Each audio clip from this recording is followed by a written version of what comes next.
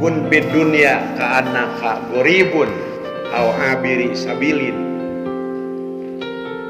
Kudu bukti anjeun di dunia teh ka annaka goribun, kaya anjeun teh keur ngumara.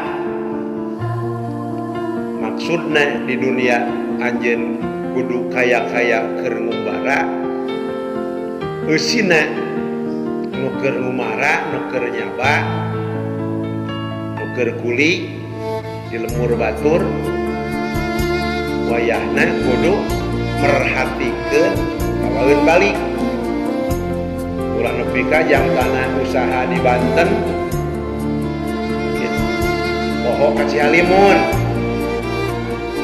jang tanah usaha di Banten tuluy poho ka Cihalimun, hasil usahana dibeakeun di Banten balik ka Cihalimun teh eulis wayahna mun datang teh pasang panako Balandung jauh-jauh mantau ka mana ka Banten sugan teh balik teh mantau teh rek beunang sapertos kitu.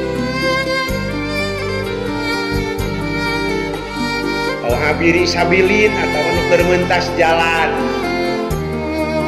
Naon di dunia saurang jeung Rasul Ceumi kawas nu meuntas jalan raya hiji waktuna teu lila ngaranna ge nu naon Kang Jajang nu meuntas. Nomor kadua lamun meuntas di jalan raya teu rintih teu apik ceuni beak atawa budak mobil gitu.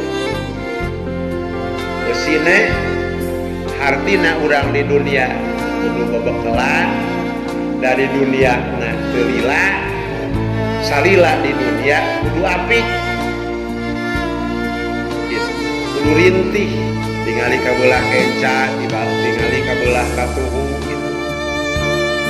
Amun asal balenyeng we naon meuntasnya beak